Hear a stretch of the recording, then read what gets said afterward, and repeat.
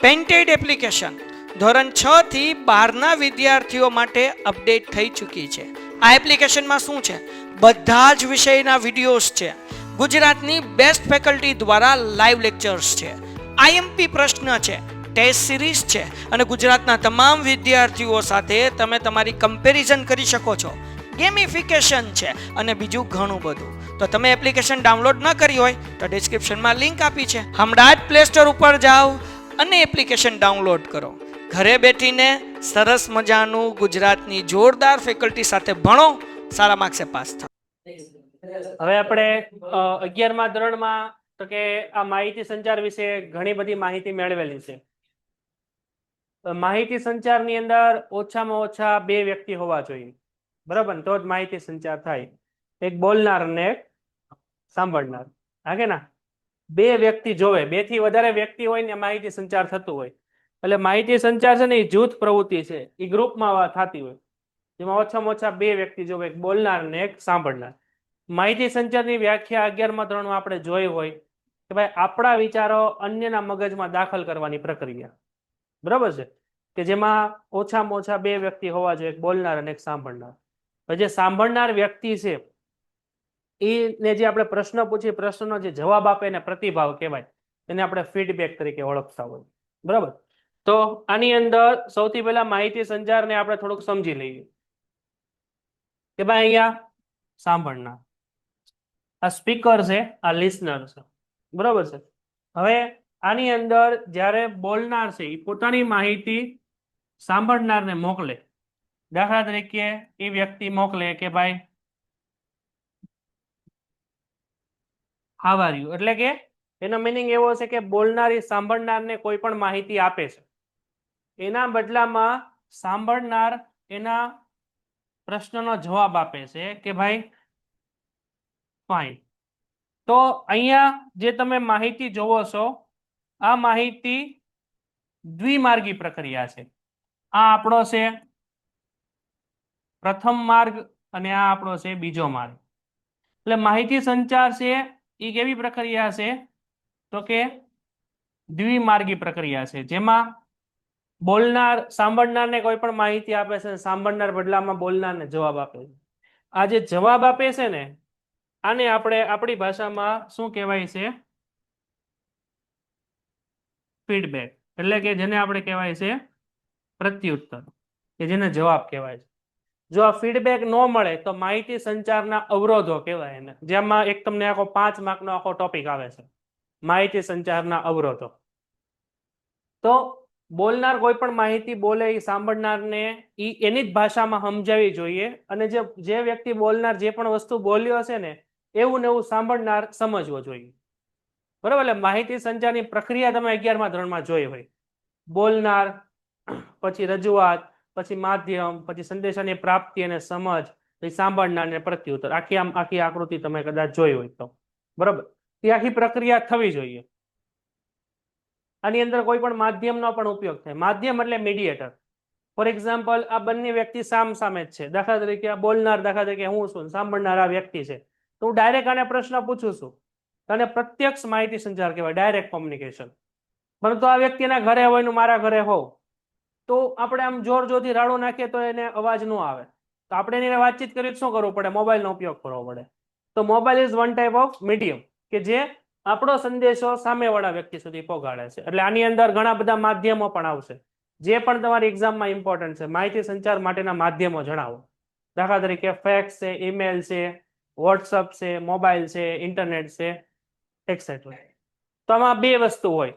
માહિતી સંચાર એ દ્વિમાર્ગી પ્રક્રિયા છે, આ પહેલો માર્ગ અને આ બીજો માર્ગ. એટલે આને એક માહિતી સંચાર કહેવાય. દાખલા તરીકે આને કીધું હાવ આર યુ, તો આને જવાબ આપ્યો ફાઇન. તો આને કીધું કે વેર આર યુ ફ્રોમ, તો આમાં જવાબ આપે કે આઈ એમ ફ્રોમ ભાવનગર. ઓકે, તો એ બીજું માહિતી સંચાર કહેવાય. એટલે આવી બધી ચેનલો હાલતી હોય વાતચીતમાં.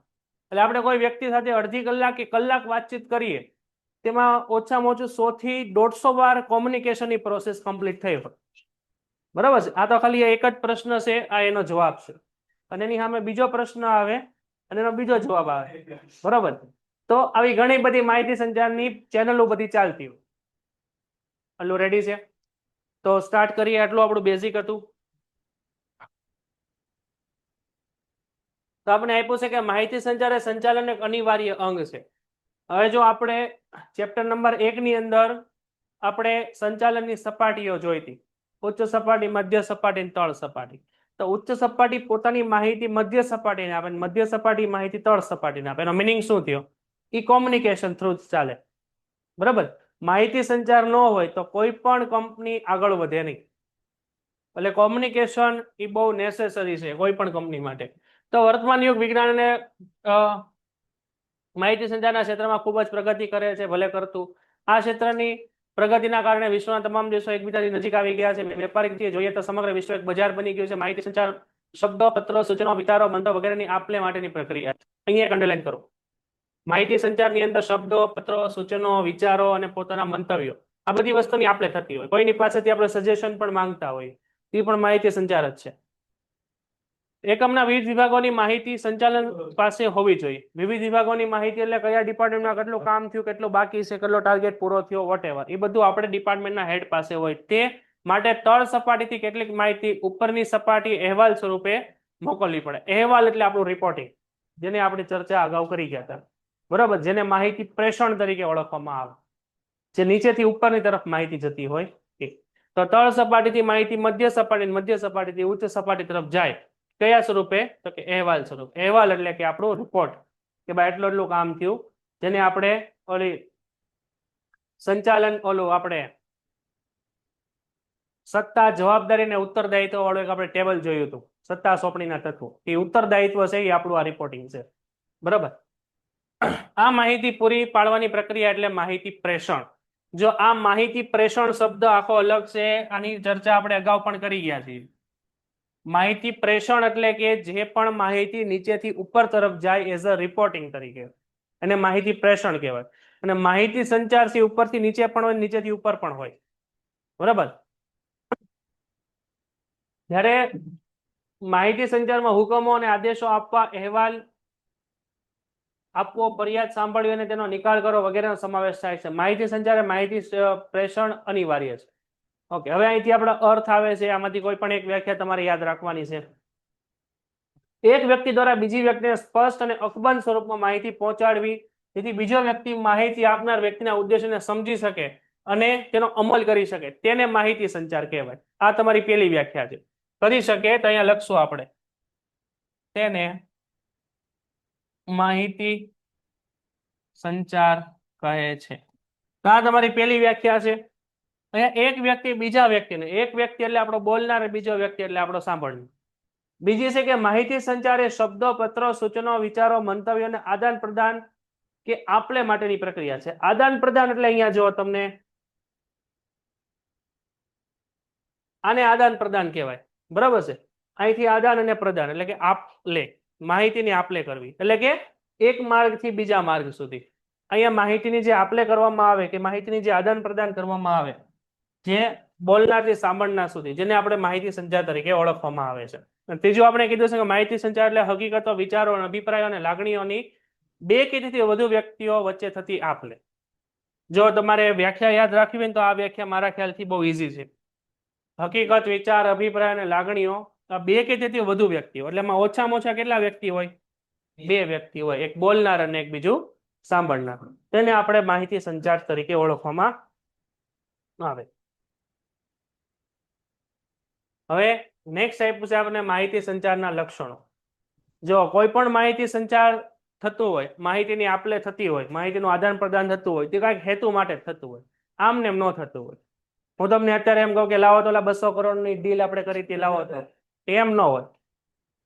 આમ ને એમ કોઈને આપણે કોઈ માહિતી ન આપતા હોય. અત્યારે તમને 12માનું BA નો લેક્ચર કાંઈક હેતુ છે કે ભાઈ તમારે 12માની એક્ઝામ છે, હા કે ના, કે 10મા ધોરણના વિદ્યાર્થીને અહીંયા ભણાવતો હોવ BA, એવું નથી. તો હંમેશા માહિતી સંચાર છે હેતુલક્ષી પ્રવૃત્તિ છે. કાંઈક હેતુ હશે તો જ માહિતીની આપલે થશે. માહિતી સંચારની અંદર શબ્દો કે ભાષા સ્પષ્ટ હોવી જોઈએ, એટલે કે જે બોલનાર જે વસ્તુ બોલે એવું જ તે સાંભળનારને સમજાવવું જોઈએ. જો બોલનાર છે એ કદાચ ઇંગ્લિશમાં વાત કરે, સાંભળનારને ઇંગ્લિશ શબ્દ ન આવડતા હોય, તો એ માહિતીનો અર્થનો અનર્થ થઈ જાય. એટલે તમે હામ મૂક્યો હે, એનો મિનિંગ શું થયો? તમને એ સમજાણું નથી. તે માહિતી સંચારના અવરોધો છે, જેને કહેવાય બેરિયર ઓફ કોમ્યુનિકેશન. પછી માહિતી સંચાર છે દ્વિમાર્ગી પ્રક્રિયા છે. દ્વિમાર્ગી કઈ રીતે છે આપને ખબર છે. હવે કાયમી પ્રક્રિયા છે, ધંધાની શરૂઆતથી લઈને અંત સુધી અનેક સાધનો છે. સાધનો એટલે આપણા બધા મીડિયમ છે, જો ટેલિફોન, ફેક્સ, ઇન્ટરનેટ વગેરે. અને અનેક પ્રકારો છે. અનેક પ્રકારો એટલે લેખિત, મૌખિક, દ્રશ્ય શ્રાવ્ય અને મૌન. આ બંને વસ્તુ આમાં તમારે માધ્યમો બતાવવાના છે, આમાં તમારે એના પ્રકારો બતાવવાના છે. કાર્ય પ્રેરક પ્રવૃત્તિ, કાંઈક કાર્ય હોય તો જ માહિતી સંચાર થતું હોય, આમને એમ ન થતું હોય. વહીવટી પ્રક્રિયા છે તે સંબંધિત છે અને માનવીય પ્રક્રિયા છે. તો સ્ટાર્ટ કરીએ સૌથી પહેલું આપણું હેતુલક્ષી પ્રક્રિયા. તો માહિતી સંચારનો હેતુ ફક્ત માહિતી આપવા કે લેવા નથી, પરંતુ તે દ્વારા ઔદ્યોગિક એકમમાં ચોક્કસ હેતુઓ સિદ્ધ કરવા માટેનો છે. જો ઉચ્ચ સપાટી મધ્ય સપાટીને માહિતી આપે, મધ્ય સપાટી છે તળ સપાટીને કોઈ પણ માહિતી આપે તેનો કાંઈક હેતુ હશે. હેતુ વગર કોઈ પણ માહિતી અહીંયા એની આપલે નહીં થાય. તેથી જે વ્યક્તિ માહિતી આપવામાં તે વ્યક્તિ સંદેશાને સમજે છે કે નહીં તેની ખાસ તકેદારી રાખવી જોઈએ. એટલે એનો મિનિંગ શું કે ભાઈ તમે જેવું બોલો છો ને એવું જ તે સામેવાળા વ્યક્તિ સમજવો જોઈએ. નકર એ વસ્તુનો યોગ્ય રીતે અમલ નહીં થાય. ઉપરી અધિકારી જે પણ માહિતી, જે પણ શબ્દોમાં, જે પણ સિચ્યુએશનમાં જેવી રીતે આપે એવું જ તે તમે સમજતા હોવા જોઈએ. નકર એ માહિતી કીધું કાંક હશે અને એનો અમલ કોઈ પણ બીજી રીતે થતો હશે. બીજું, શબ્દો અને ભાષા કેવી હોવી જોઈએ? સ્પષ્ટ હોવી જોઈએ, ક્લિયર કટ હોવું જોઈએ. એમાં શબ્દ એવા નથી વાપરવાના કે જે બહુ ભારે શબ્દ હોય કે જે સામેવાળા વ્યક્તિ એને સમજી જ ન શકે. હા કે ના? મુન્નાભાઈ MBBS માં કે શું કે એમાં ઓલા બે ત્રણ શબ્દ વાપરે ને, હૃદય પરિવર્તન ને ઓલું શું આવે, હા સરખી વાત. ટૂંકમાં એવા બહુ ભારે ભારે શબ્દો નહીં વાપરવાના. નકર શું થાય, સામેવાળા વ્યક્તિ એ સમજી ન શકે. એવા શબ્દો વાપરવા કે જે કોમન યુઝમાં આવતા હોય. બરાબર છે? તો માહિતી સંચારમાં જે શબ્દો કે ભાષા વાપરે તે સ્પષ્ટ હોવા જોઈએ, દ્વિઅર્થી ન હોવા જોઈએ. અહીંયા અંડરલાઈન કરજો. દ્વિઅર્થી એટલે અમુક શબ્દ એવા હોય કે જેના ઘણા બધા મિનિંગ થતા, પણ તમે કયા મિનિંગમાં કહેવા માંગો છો તો એ સામેવાળા વ્યક્તિને પ્રોબ્લેમ ક્રિએટ કરી શકે. બીજું છે દ્વિમાર્ગી પ્રક્રિયા. તો માહિતી સંચારની પ્રક્રિયા દ્વિમાર્ગી છે. અહીંયા અંડરલાઈન કરો અને લખો MCQ. આ MCQ તરીકે તમને એક્ઝામમાં પૂછાય કે માહિતી સંચારની પ્રક્રિયા કેવી પ્રક્રિયા છે? એક માર્ગી, દ્વિમાર્ગી, અનેક માર્ગી કે એક પણ નહીં? દ્વિમાર્ગી પ્રક્રિયા છે. તો ઉચ્ચ સંચાલકો હેતુ, નીતિ, વિધિ, પદ્ધતિ અને નિયમોના સંદર્ભમાં જરૂરી માહિતી મધ્ય અને તળ સપાટીને મોકલે છે. જ્યારે મધ્ય અને તળ સપાટી જરૂરી માહિતીનો રિપોર્ટ સ્વરૂપે મેળવવામાં આવે છે. એટલે અહીંયા તમને શું કીધું છે? અહીંયા તમને આની વાત કરી છે. જુઓ, અહીંયા દ્વિમાર્ગી પ્રક્રિયા એટલે કે એને આવી રીતે સમજાયું છે કે ભાઈ આ આપણી ઉચ્ચ સપાટી, મધ્ય સપાટી અને તળ સપાટી. તો ઉચ્ચ સપાટી પોતાની માહિતી મધ્ય સપાટી અને તળ સપાટીને મોકલે છે. તો આ આપણો થયો એક માર્ગ. પેન્ટેડ એપ્લિકેશન ધોરણ 6 થી 12ના વિદ્યાર્થીઓ માટે અપડેટ થઈ ચૂકી છે. આ એપ્લિકેશનમાં શું છે? બધા જ વિષયના વિડીયોઝ છે. ગુજરાતની બેસ્ટ ફેકલ્ટી દ્વારા લાઈવ લેક્ચર્સ છે. IMP પ્રશ્ન છે, ટેસ્ટ સિરીઝ છે અને ગુજરાતના તમામ વિદ્યાર્થીઓ સાથે તમે તમારી કમ્પેરિઝન કરી શકો છો. ગેમિફિકેશન છે અને બીજું ઘણું બધું. તો તમે એપ્લિકેશન ડાઉનલોડ ન કરી હોય તો ડિસ્ક્રિપ્શનમાં લિંક આપી છે. હમણાં જ પ્લે સ્ટોર ઉપર જાઓ અને એપ્લિકેશન ડાઉનલોડ કરો. ઘરે બેઠીને સરસ મજાનું ગુજરાતની જોરદાર ફેકલ્ટી સાથે ભણો, સારા માર્ક્સે પાસ થાઓ. અને તળ સપાટી કાર્યની માહિતી મધ્ય સપાટી, મધ્ય સપાટી કાર્યની માહિતી ઉચ્ચ સપાટીને મોકલે છે. તો આપણો થયો બીજો માર્ગ. એટલે આ એક રીતે તમે જોવો તો દ્વિમાર્ગી પ્રક્રિયા છે. આ જ વસ્તુ તમે 11મા ધોરણમાં ભણ્યા છો. અહીંયા બોલનાર અને સાંભળનાર છે એક માર્ગ, એટલે કે ઉપરથી માહિતી નીચે તરફ આવે છે. એટલે કે આ અત્યારે બોલનાર છે, આ લોકો સાંભળનાર છે. પછી આ વ્યક્તિ બોલનાર છે, આ સાંભળનાર છે. એટલે અહીંયા જે માહિતી છે એ બધી લેખિત સ્વરૂપે છે. આ એક્ઝામ્પલ છે મૌખિક સ્વરૂપે છે. બરાબર છે? પછી એ પૂછે કાયમી પ્રક્રિયા એટલે ધંધાની શરૂઆતથી લઈને ધંધાના અંત સુધી આ ચાલતી પ્રક્રિયા છે. તો માહિતી સંચાર સતત અને કાયમી ચાલતી પ્રક્રિયા છે. એકમના ઉદ્ભવની સાથે ધંધા માહિતી સંચારની પ્રવૃત્તિ શરૂ થાય છે ને આ પ્રક્રિયા અવિરત રીતે ચાલુ રહે છે જે અંત સુધી હોય. તમે કંપની બંધ કરો, SP ની અંદર છેલ્લું તમારું ચેપ્ટર હશે કંપનીનું વિસર્જન, ડિસોલ્યુશન ઓફ કંપની. બરાબર? તો એની અંદર પણ તમે જોશો તો એમાં પણ ઘણી બધી પ્રોસિજર આવે. લિક્વિડેટરને તમારે અપોઇન્ટ કરવો પડે, બરાબર. તો આ બધી વસ્તુમાં પણ માહિતી સંચાર થતું હશે. જ્યારે તમે કંપની સ્ટાર્ટ કરી હશે તો સર્ટિફિકેટ ઓફ ઇન્કોર્પોરેશન લ્યો, memorandum of association, article of association લ્યો, તો ત્યારે પણ તમારે માહિતી સંચાર કરવું પડે. એટલે ધંધાની શરૂઆતથી લઈને ધંધાના અંત સુધી આ ચાલતી પ્રક્રિયા છે. પછી અસંખ્ય સાધનો છે, એટલે આના બ્રેકેટમાં તમે લખજો માધ્યમો. આ બધા માધ્યમો છે. તમને આ એક્ઝામ્પલ તરીકે પૂછાઈ શકે કે માહિતી સંચારના સાધનો જણાવો અથવા માહિતી સંચારના માધ્યમો જણાવો કે જેના થ્રુ તમે તમારી માહિતી અન્ય વ્યક્તિ સુધી પહોંચાડી શકો. આ બધા માધ્યમોની જરૂર ક્યારે પડે? જ્યારે આપણે માહિતી ઇનડાયરેક્ટલી આપણે કોઈ વ્યક્તિને આપતા, એટલે કે પરોક્ષ રીતે આપતા, સામા સામે નહીં, બરાબર. આપણી સામે કોઈ વ્યક્તિ બેઠું હોય તો આપણે મોબાઈલની જરૂર ન પડે કઈ, પરંતુ આપણી સામે 10,000 5,000 લોકો બેઠા હોય તો આપણે સ્પીકરની માઇકની જરૂર પડે, કારણ કે બધા લોકોને આપણો અવાજ ન સંભળાય. તો એક પ્રકારનું માધ્યમ છે. તો આધુનિક સમયમાં માહિતી સંચારને અસરકારક બનાવવા માટે અનેક સાધનોનો ઉપયોગ થાય છે. તેમાં મૌખિક કે લેખિત સંદેશાઓ, જો અહીંથી હવે અંડરલાઈન કરજો, આ પહેલું મૌખિક અને લેખિત સંદેશાઓ, બીજું ટેલિફોન, બીજું ફેક્સ, ત્રીજું ઇન્ટરનેટ, પછી મોબાઈલ ફોન, SMS અને ટેલેક્સ. ટોટલ 1 2 3 4 5 6 7 એક્ઝામ્પલ છે. તમારે 3 થી 4 એક્ઝામ્પલ યાદ રાખવાના છે. લેખિત કે મૌખિક સંદેશા આપણને સમજાય, ટેલિફોન સમજાય, ફેક્સ જોયું કોઈ? ફેક્સ મશીન પહેલા આવતું, જે ટેલિફોન આવે ને એની સાથે જોડાયેલું હોય. અવડું એક મશીન આવે, તમારી પાસે જે ટેલિફોનનો નંબર હોય ને એ જ નંબર ફેક્સ નંબર હોય.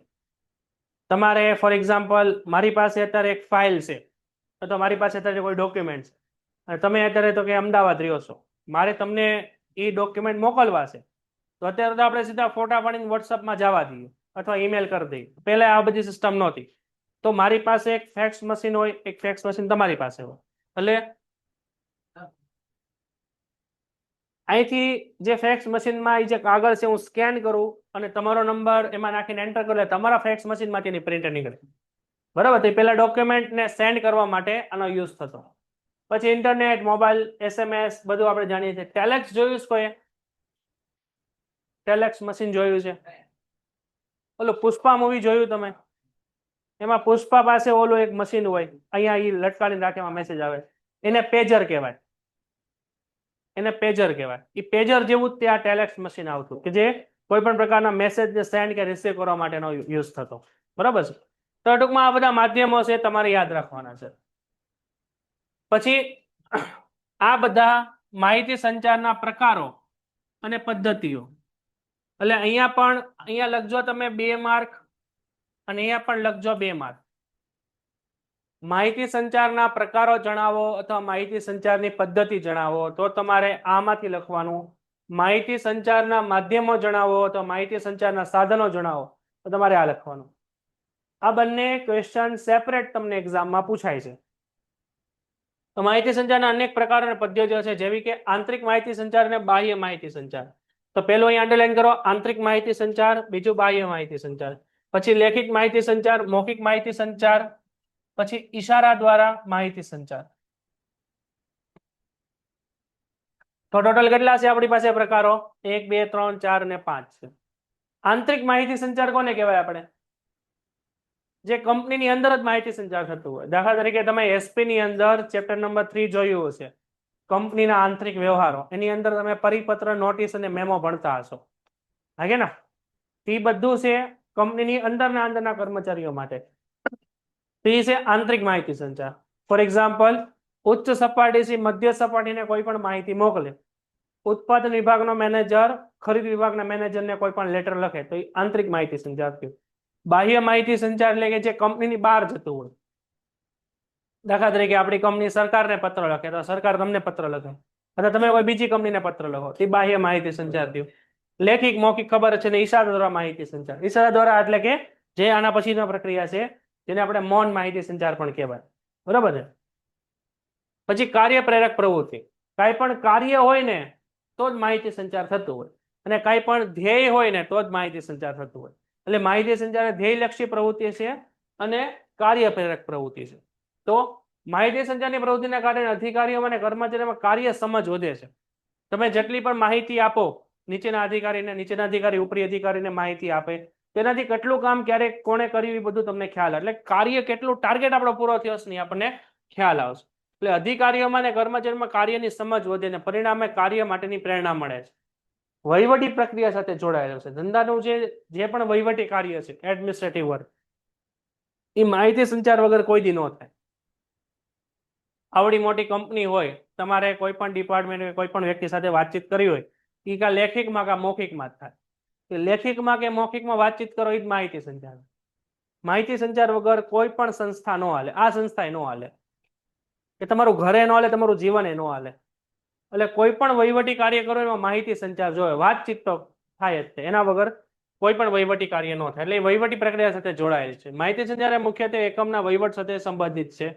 અસરકારક નિર્ણય અને વહીવટી માટે જરૂરી માહિતી એકઠી કરવામાં આવે છે અને વહીવટી પ્રશ્નો અને સમસ્યાના ઉકેલ માટે માહિતી સંચારનો ઉપયોગ છે. પછી છે માનવીય પ્રક્રિયા. માહિતી સંચારમાં બોલનાર અને સાંભળનાર બંને કોણ છે? માનવી જ છે. એટલે માનવ દ્વારા માહિતી સંચાર થાય છે. અને એ જે માનવી દ્વારા માહિતી સંચાર થાય, માનવીને પાછી આ માહિતી સંચાર પાછું સમજાવવું પણ જોઈએ. એને એની ભાષામાં અને એના શબ્દમાં સમજાવવું જોઈએ. અને જે પણ શબ્દનો, જે પણ અર્થનો આપણે ઉપયોગ કર્યો છે એ જ અર્થમાં એ સામેવાળો વ્યક્તિ સમજતો હોવો જોઈએ. તો માહિતી સંચાર એ માનવીની સ્વભાવગત બાબત છે. માહિતી સંચારના માધ્યમો ગમે તે હોય, પરંતુ માનવી વગર તેના કૌશલ્ય વગર માહિતી સંચારનો અમલ થઈ શકતો નથી. આ એક મોબાઈલ છે, આ બીજો મોબાઈલ છે. આ બંને મોબાઈલ વાતચીત ક્યારે કરી શકે? જ્યારે બંને પાસે માનવી હોય તો. સિમ્પલ વસ્તુ છે, હાગે ને? મારી પાસે મોબાઈલ છે, એ મોબાઈલ તમારા ઘરે પડ્યો છે, હું મેસેજ મોકલ્યા કરું, એ કોઈક માનવી પકડીને જવાબ આપે તો થાય ને, હાગે ના? તેનો મિનિંગ શું? અહીંયા આપણે કીધું છે કે માધ્યમો ગમે એટલા સારા હોય, પરંતુ માનવી વગર એ માધ્યમોનો ઉપયોગ થશે નહીં. એટલે માહિતી સંચાર કરતી વખતે ભય, લાગણી અને ક્રોધ વગેરે ઘણી બાબતો અસર કરે છે. અહીંયા અંડરલાઈન કરજો. આ બધી વસ્તુ તમારા માહિતી સંચારના અવરોધો છે. ભય, લાગણી અને ક્રોધ, આને માહિતી સંચારના અવરોધો કહેવાય. જો જે રીતે તમે તમારા ભાઈબંધ હારે વાતચીત કરો, એ રીતે ઈ ટોનમાં તમારા બાપા હારે વાતચીત ન થાય. એ ધોઈ નાખે. કારણ હું? ઈ ભય, એ બીક તમારી, હાગે ના? જે રીતે તમે ટીચર હારે વાતચીત કરો એમ પ્રિન્સિપલ હારે ન થાય. સમજાઈ ગયું છે? તો બધી જગ્યાએ કોઈ પણ વાત હોય ને, એ ગમે વ્યક્તિને વાતચીત કરો તેમાં આ બધા બેરિયર તમને નડતા હોય. બધી જગ્યાએ એક હરખી વાતચીત ન થાય, કારણ કે બધી જગ્યાએ તમારો વાતચીત કરવાનો ટોન છે ને ચેન્જ થતો હોય. એનું કારણ શું હોય? ભય, લાગણી અને ક્રોધ હોય. બરાબર છે? તમને કહો કે બહુ માર્યો હોય, બરોબર, ધોઈ નાખ્યો હોય, પછી તમને કહો કેમ કે ભાઈ 1 થી 10 ના ઘડિયા લખી નાખ, એ તમારથી ન લખાય. અને તમને એમ કહો વાંચવામાં ધ્યાન દે, બહુ માર્યો, તમે રોતા હો, તમને કહો આ એક પેરેગ્રાફ વાંચી લાખ, હમણાં પૂછું છું, એ તમે ન વાંચી શકો. કારણ? ક્રોધ. અંદરથી તમને એમ થતું બદલો પેલા લઈ લો, હાગે ને? આ બધી વસ્તુઓ માહિતી સંચારના અવરોધો છે, જે તમારે બહુ ડિટેલમાં ભણવાનું છે. આ ચેપ્ટરની અંદર 2 ક્વેશ્ચન મોસ્ટ આઈએમપી છે માહિતી સંચારમાં. પેજ ફેરવો હવે. આંતરિક માહિતી સંચાર એટલે કે જે કંપનીની અંદર માહિતી સંચાર થતું હોય, જે કંપનીના અલગ અલગ ડિપાર્ટમેન્ટ વચ્ચે થતું હોય, અને આંતરિક માહિતી સંચાર કહેવાય. વિશ્વ. એટલું રેડી? પછી આવો નવો બીજો ક્વેશ્ચન છે આપણો. આ મોસ્ટ આઈએમપી છે. Barrier of effective communication. અહીંયા એક સ્ટાર કરો અને લખો મોસ્ટ આઈએમપી. 5 માર્ક.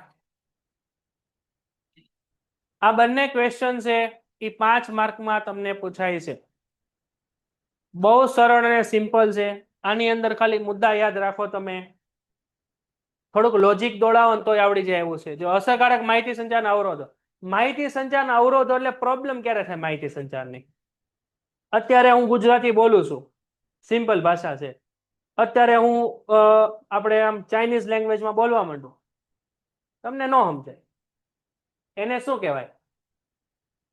એને શું કહેવાય? માહિતી સંચારના અવરોધો.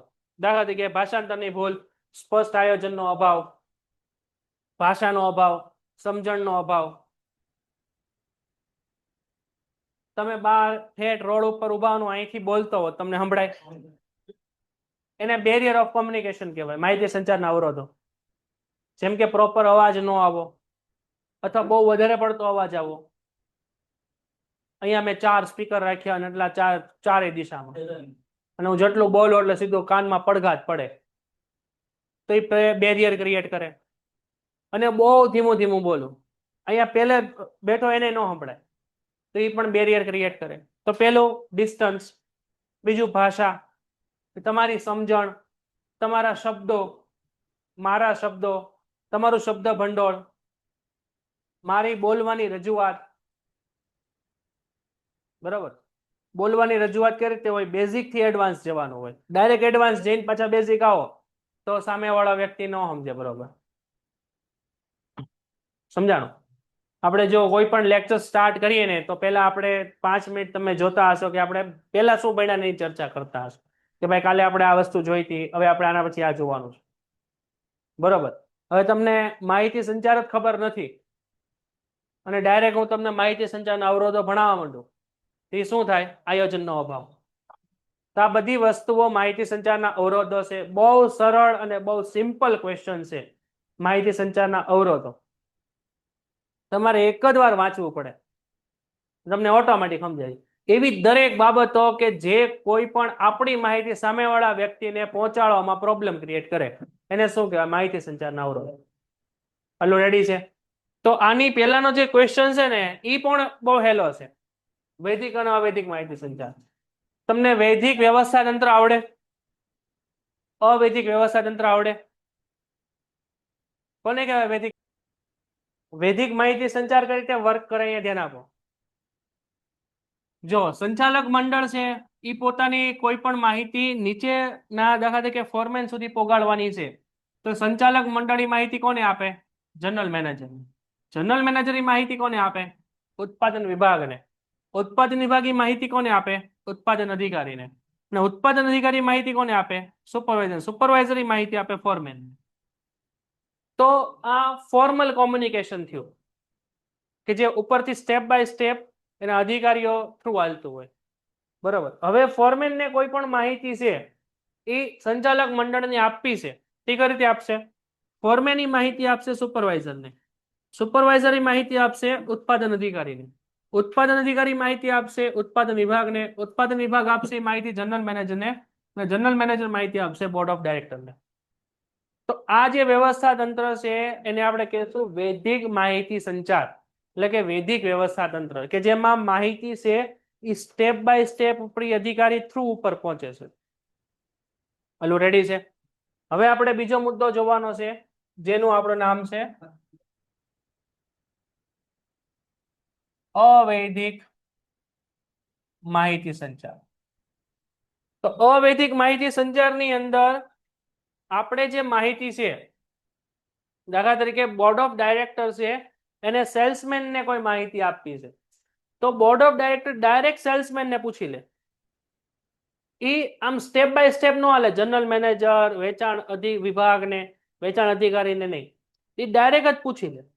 અને જે આપણી પાસે જે સેલ્સમેન છે એ ડાયરેક્ટ જ માહિતી આપી દે બોર્ડ ઓફ ડાયરેક્ટરને. તો આ કઈ વ્યવસ્થા છે? અવૈદિક વ્યવસ્થા તંત્ર. એટલે આની અંદર જે માહિતી છે કેવી છે?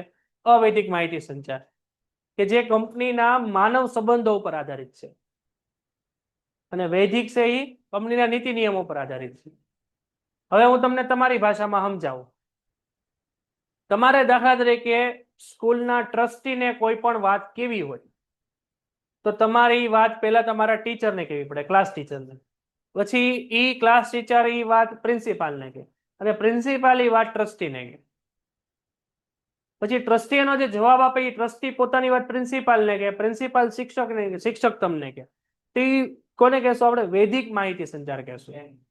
બરાબર છે? ફોર્મલ કોમ્યુનિકેશન, જે સ્ટેપ બાય સ્ટેપ ચાલતું હોય. પણ ડાયરેક્ટ તમે ટ્રસ્ટીના ઘરે જ પોગી જાઓ કે જો આ પ્રોબ્લેમ હતો, તે માનવ સંબંધો ઉપર આધારિત છે. તો વિદ્યાર્થી ડાયરેક્ટ ટ્રસ્ટી પાસે જ વાતચીત કરે, ટ્રસ્ટી ડાયરેક્ટ વિદ્યાર્થીને મળી લે, વચ્ચે પ્રિન્સિપાલ અને શિક્ષકોને કાઢ નાખે, તો એને શું કહેવાય? અવૈદિક માહિતી સંચાર. એટલું પહેલા ક્લિયર છે? બહુ સરળ અને સિમ્પલ આ બંને મુદ્દા છે. હવે આ જે પ્રશ્ન છે, આ પ્રશ્ન તમને સેપરેટ એક્ઝામમાં પૂછાય છે કે ભાઈ માહિતી સંચારની પદ્ધતિઓ જણાવો. બરાબર છે, માહિતી સંચારની પદ્ધતિઓ જણાવો. તો અહીંયા કાઉન્સમાં લખી નાખજો 5 ઉદાહરણો યાદ રાખવા. બધામાં 5 યાદ રાખવાના છે. મૌખિક માહિતી સંચાર હોય તો મૌખિક કઈ રીતે થાય? વાતચીત દ્વારા, વાર્તાલાપ દ્વારા, સંવાદ, ગોષ્ઠી, ભાષણ અને જૂથ ચર્ચા દ્વારા. લેખિક હોય તો વર્તમાન પત્ર, સામયિકો, ચોપાનીય, જાહેર ખબર પત્ર, હસ્તલેખિત પત્ર અને ઈમેલ દ્વારા. દ્રશ્ય એટલે નકશા, ચિત્ર, આકૃતિ, આલેખ, રંગ, પ્રતીકો અને ચિહ્નો દ્વારા. શ્રાવ્ય એટલે કે જેમાં ખાલી સાંભળવાનું, ટેપ રેકોર્ડર, રેડિયો, ટેલિફોન અને ટેલિકોન્ફરન્સ. દ્રશ્ય શ્રાવ્ય એટલે કે જેમાં સાંભળવાનું જોવાનું બંને છે. તો ચલચિત્ર, ટીવી, ઇન્ટરનેટ, કોમ્પ્યુટર અને વિડીયો કેસેટ. અને મૌન એટલે કે જેમાં કોઈ પણ વસ્તુ બોલવાની નથી, જે ઈશારા દ્વારા છે. તો મુખ, સહમતિ, મુખ અસહમતિ અને હાવભાવ. આની અંદર ખાલી 3 જ છે એટલે આમાં 5 નહીં આવે, બાકી આ બધામાં 5 આવશે. તો રેડી છે? આમાંથી તમને 2 માર્કમાં પ્રશ્ન પૂછાય કે ભાઈ માહિતી સંચારની પદ્ધતિઓ જણાવો અથવા મૌખિક માહિતી સંચારની પદ્ધતિઓ જણાવો. માત્ર નામ લખવાના, બીજું આમાં કાંઈ નથી. તો વૈદિક અને અવૈદિક સ્ટાર્ટ કરીએ. તો અહીંયા આપણી પાસે છે વૈદિક પેન્ટેડ એપ્લિકેશન ધોરણ 6 થી 12ના વિદ્યાર્થીઓ માટે અપડેટ થઈ ચૂકી છે. આ એપ્લિકેશનમાં શું છે? બધા જ વિષયના વિડીયોઝ છે. ગુજરાતની બેસ્ટ ફેકલ્ટી દ્વારા લાઈવ લેક્ચર્સ છે, આઈએમપી પ્રશ્ન છે, ટેસ્ટ સિરીઝ છે અને ગુજરાતના તમામ વિદ્યાર્થીઓ સાથે તમે તમારી કમ્પેરિઝન કરી શકો છો. ગેમિફિકેશન છે અને બીજું ઘણું બધું. તો તમે એપ્લિકેશન ડાઉનલોડ ન કરી હોય તો ડિસ્ક્રિપ્શનમાં લિંક આપી છે, હમણાં જ પ્લે સ્ટોર ઉપર જાઓ અને એપ્લિકેશન ડાઉનલોડ કરો.